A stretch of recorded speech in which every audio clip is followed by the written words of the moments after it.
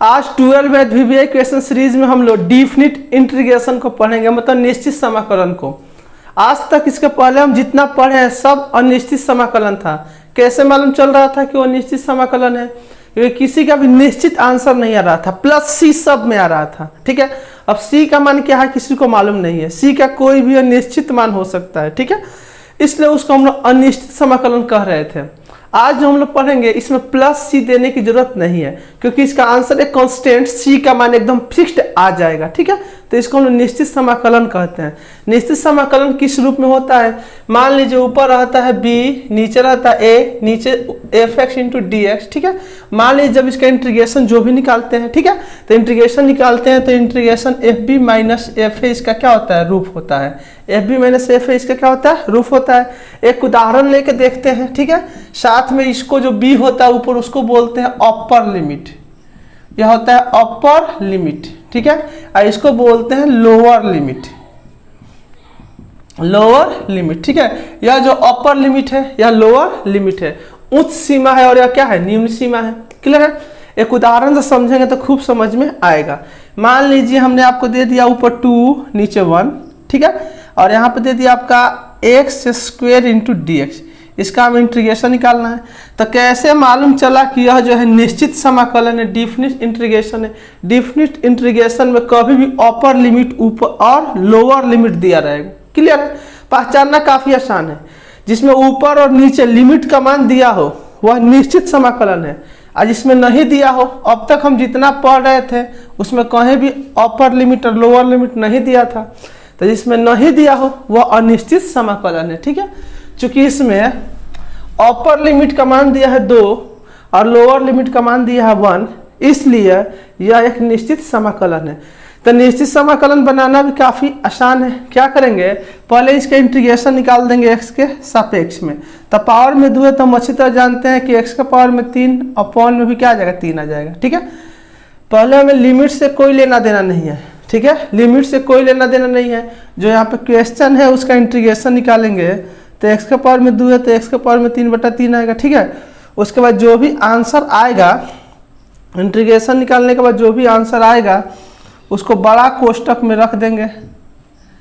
ठीक है, जो भी इंटीग्रेशन निकालने के बाद आंसर आएगा उससे बड़ा कोष्टक में रख देंगे, और जो अपर लिमिट होगा उसको ऊपर और लोअर लिमिट को नीचे रखेंगे। एकदम आसान है। लिमिट दिया हो तो यह क्लियर हो जाएगा कि डिफिनिट इंटीग्रेशन है। डिफिनिट इंटीग्रेशन कैसे बनता है? जैसे इंटीग्रेशन निकालते हैं वैसे इंटीग्रेशन निकाल देंगे, बड़ा कोष्टक लिख के अपर लिमिट को ऊपर, लोअर लिमिट को नीचे लिख देंगे। उसके बाद जो भी आंसर होगा, जो भी आंसर आएगा, इसे 2 जगह लिखेंगे। देखे तो x³ - 3, बीच में माइनस का चिन्ह, 2 जगह लिखेंगे, साथ में बीच में किसका चिन्ह? माइनस का चिन्ह। तो x³ - x³ माने जो भी यहाँ पे आंसर होगा बड़ा कोष्टक में उसे 2 जगह लिखेंगे, बीच में माइनस का चिन्ह। ठीक है, तो इसको 2 जगह लिखेंगे और बीच में माइनस का चिन्ह, और आगे वाला में x के स्थान पे अपर लिमिट भराएगा और पीछे वाला में x के स्थान पे लोअर लिमिट भराएगा। ठीक है, तो आगे वाला पे x के स्थान पे अपर लिमिट भरा रहा है, तो अपर लिमिट का मान यहाँ पे क्या है? 2 है, तो यहाँ पे x का स्थान पे क्या हो जाएगा? 2 हो जाएगा। अब पीछे वाला में x का स्थान पे लोअर लिमिट भराता है, लोअर लिमिट के स्थान पे यहाँ पे क्या है? 1 है, यहाँ पे क्या है? देखे तो 1 है, तो यहाँ पे x के स्थान पे क्या भरा जाएगा? 1 भरा जाएगा। ठीक है, अब बस इसका कैलकुलेशन करेंगे तो 2 × 2 = 4, 2 × 2 = 4, 4 × 2 = 8, 8/3 - 1/3, LCM होगा 3, 8 - 1 मतलब 7/3। देखिए आंसर आ गया। ठीक है, तो इसमें कांस्टेंट का एगो फिक्स मान निकल जाता है, इसलिए इसमें प्लस में c नहीं दिया जाता है। अब हमको लगता है कि आप लोग डिफिनिट इंटीग्रेशन को भी समझ गए होंगे, और आज से लगातार हम लोग कम से कम 7 दिनों तक डिफिनिट इंटीग्रेशन ही पढ़ेंगे। क्लियर है? तो चलिए एक और उदाहरण को लेते हैं।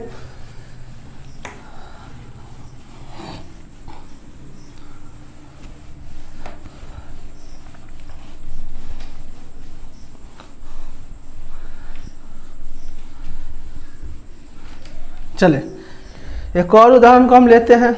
मान लीजिए आपका आ गया है x + 1 × dx, x + 1 × dx upper limit 5 और लोअर लिमिट 0। ठीक है, x + 1 × dx upper limit 5, lower limit 0। ठीक है, तो पहला काम होता है कि इसका हम लोग क्या निकालते हैं, इंटीग्रेशन निकालते हैं। क्या निकालते हैं, इंटीग्रेशन। तो इंटीग्रेशन हम x का जानते हैं कि x का पावर कुछ नहीं तो 1 छिपा है, तो x का पावर 1 छिपा है तो हो जाएगा x का पावर 2 और बट्टा हो जाएगा 2। यहाँ तक में किसी को प्रॉब्लम नहीं, क्योंकि यहाँ पे x का पावर 1 छिपा रहता है तो एक पावर ऊपर बढ़ जाता है, वही नीचे आता है। प्लस यहाँ पे 1 का क्या होता है, 1 का होता है x। इसको बड़ा कोष्टक में दे के ऊपर लिख देंगे अपर लिमिट, नीचे लिख देंगे लोअर लिमिट। देख कितना आसान था। जो हम इंटीग्रेशन निकालना सीखे हैं वही इंटीग्रेशन निकालना है। बड़ा कोष्टक में देखो ऊपर अपर लिमिट, नीचे लोअर लिमिट। अब जो भी बड़ा कोष्टक के अंदर यहाँ पर रहे उसे दो जगह लिखेंगे, बीच में माइनस का चिन्ह, ठीक है। तो लिखेंगे x square by 2 plus x, देखिए एक जगह हो गया, बीच में माइनस का चिन्ह, और फिर इसी को एक्स स्क्वायर बटा 2 प्लस एक्स। देखिए कितना आसान था। जो भी यहाँ पे बड़ा कोष्टक के अंदर हो उसे दो जगह लिखेंगे, ठीक है। बीच में किसका चिन्ह, माइनस का चिन्ह। अब बस आगे वाला में अपर लिमिट भराएगा x के स्थान पे, पीछे वाला में लोअर लिमिट भराएगा x के स्थान पे, ठीक है। तो अपर लिमिट का मान क्या है, 5 है, तो यहाँ पे x का स्थान पे हो जाएगा 5 और यहाँ भी x का स्थान पे हो जाएगा 5, ठीक है। यहाँ तक में किसी प्रॉब्लम नहीं है। पीछे वाले में गए तो लोअर लिमिट का मान क्या है, 0 है, तो यहाँ x का स्थान पे क्या हो जाएगा 0 और यहाँ भी x का स्थान पे हो जाएगा 0। क्लियर है, यहाँ तक में किसी को प्रॉब्लम नहीं। आगे बढ़ेंगे तो 5 5 जा 25/2 अब प्लस कुछ नहीं था, 5/1 है। इसका तो वैल्यू 0 होगा, क्योंकि 0 अपॉन किसी भी चीज़ का मान 0 होता है और ये 0 है, ठीक है। तो 0 घटेगा तो वैल्यू तो बराबर होगा, इसलिए इसको क्या किया हमने, छोड़ दिया। इसका एलसीएम होगा 2, ठीक है। 2 1 जा 2 25 अब प्लस 1 2 जा 2 5 2 जा 10 35 बाई क्या होगा 2। That is clear answer. देख कितना आंसर कंप्लीट था यार। केवल फ्री में आप लोग क्या कर रहे थे, घबरा रहे थे। चले और हम एक महत्वपूर्ण क्वेश्चन को क्या करते हैं, देखते हैं। That's related to definite integral, ठीक है। यह भी एग्जाम में काफ़ी महत्वपूर्ण है, ठीक है। मैं ऑलरेडी बोल चुका हूँ, जितना पढ़ा रहा हूँ केवल उतना ही आपके 2021 के लिए इम्पोर्टेंट है। मैं ये भी बोल दिया हूँ कि 100 में 100 नहीं लड़ेगा, तो आप जो दंड देंगे मंजूर होगा, बट जितना पढ़ा रहा हूँ उतना आप लोग पढ़े, ठीक है। चलिए एक और क्वेश्चन को लेते हैं। अपर लिमिट b मान ले, लोअर लिमिट a मान ले x इंटू डी एक्स। अभी छोटा छोटा क्वेश्चन ले रहा है, इस पर बहुत बड़ा बड़ा क्वेश्चन भी बनता है।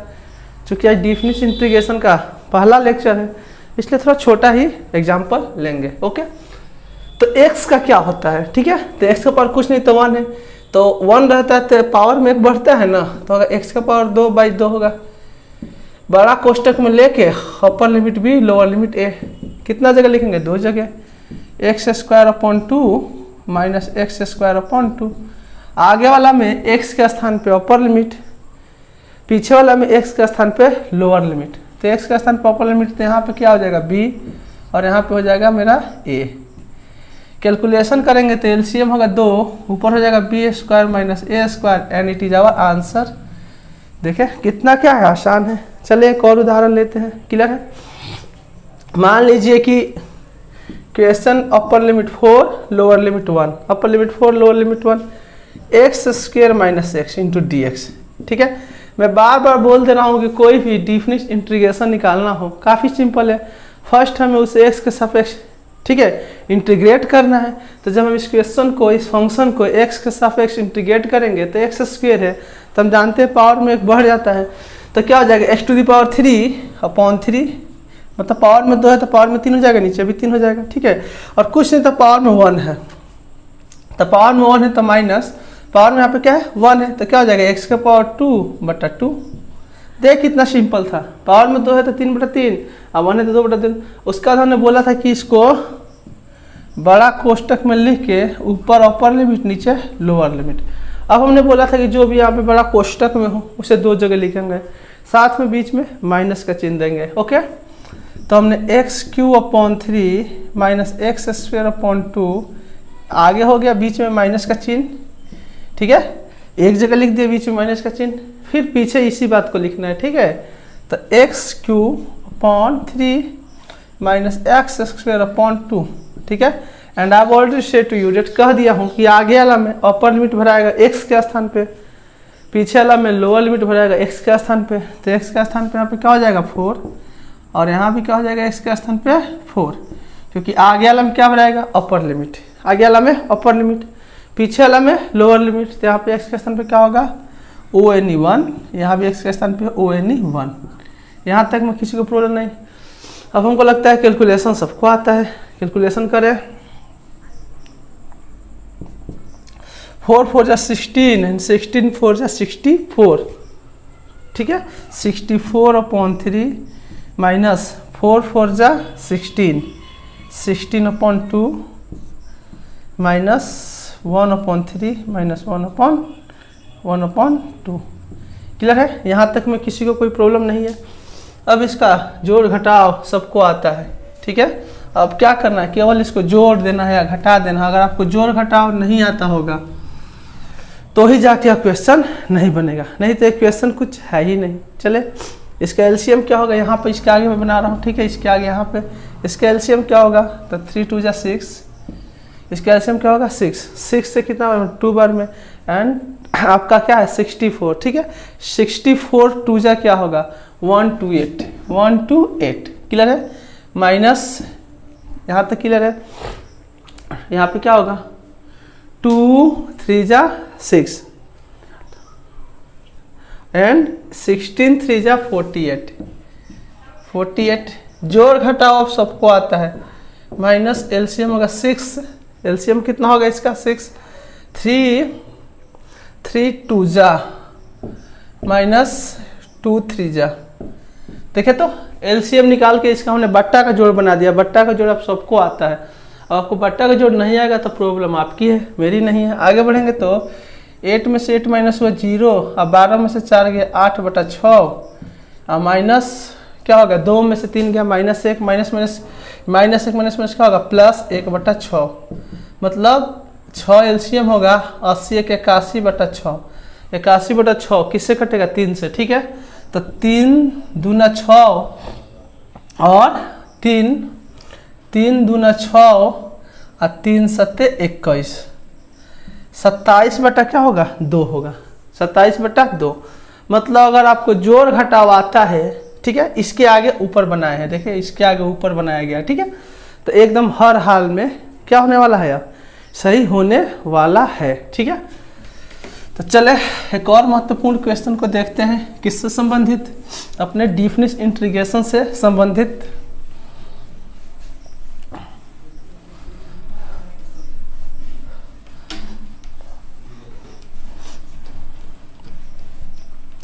चले मान लीजिए क्वेश्चन आपको दे दे इंटीग्रेशन ऑफ 1 यहाँ पे -1 e⁻x × dx, ठीक है।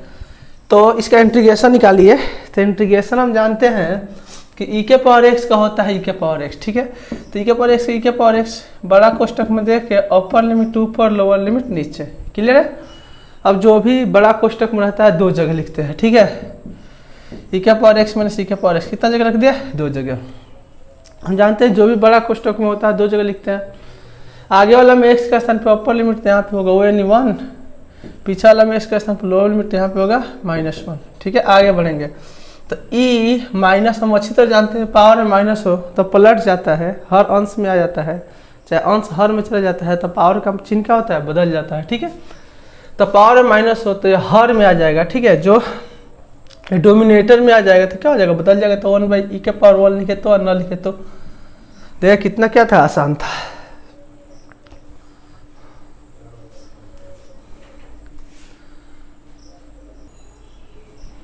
चले इस क्वेश्चन को बनाते हैं। आप लोग जानते हैं कि ये भी डिफिनिट इंटीग्रेशन है, क्यों, क्योंकि ऊपर अपर लिमिट लोअर लिमिट दिया है। तो x का क्या, x² क्या होगा 2 और plus e⁻x e⁻2x e⁻3x upon क्या हो जाएगा 2, क्योंकि x के साथ जो भी वो बट्टा में आता है। अपर लिमिट 4 लोअर लिमिट 0, कितना जगह लिखेंगे 2 जगह, x² 2 e⁻2x/2 और माइनस x² 2 e⁻2x/2, क्लियर है। अब आगे बढ़ेंगे, ठीक है। तो एक बार आगे वाला में x का स्थान पे क्या रखेंगे 4 रखेंगे, तो यहाँ रखाएगा 4 और यहाँ हो जाएगा क्या चीज़ 4। अब पीछे वाला में नीचे 0 है तो यहाँ रखाएगा 0 और यहाँ भी रखाएगा 0। यहाँ तक में हमको लगता है किसी को प्रॉब्लम नहीं है, ठीक है। अब आगे बढ़ेंगे, ठीक है। जब आगे बढ़ेंगे तो यहाँ पे इसको जब कैलकुलेशन करेंगे तो कैलकुलेशन हम करेंगे तो क्या होगा, यहाँ पे होगा 4 4 जा 4 के पावर 2 है तो 4 में 2 बार गुणा होगा, 4 चौका 16/2, ठीक है। तो 4 चौका 16/2 का मतलब क्या होगा, 16/2 का मतलब होगा 8, क्या होगा 8। तो यहाँ पे हो जाएगा 8 प्लस ई के पावर 4 दूना के 8/2 और यहाँ पे हो जाएगा माइनस 0 इस चीज़ का मान 0 होता है, ठीक है। प्लस यहाँ पे गुणा होगा तो 0, ई के पावर 0, तो किसी भी चीज़ का पावर 0 का मान होता है 1, याद रख लें, ठीक है। 5 के पावर 0 बराबर 1, ई के पावर 0 बराबर 1, 7 के पावर, किसी भी चीज़ का पावर 0 का मान क्या होता है 1 होता है, क्लियर है।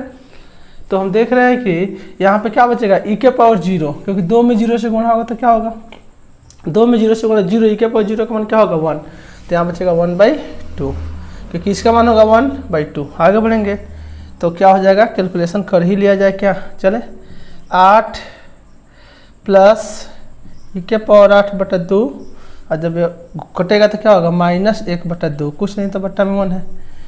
कैलकुलेशन किया जाने पे क्या होगा, एलसीएम होगा 2, एलसीएम क्या होगा 2, 8 दूना 16 प्लस ई के पावर 8 -1 बराबर गए, तो 16 में से क्या 15 प्लस ई के power 8/2 and it is a clear answer. देखिए कितना आसानी से बन रहा है, ठीक है। अब हम नेक्स्ट वीडियो में मिलते हैं पुनः कल। थैंक्स।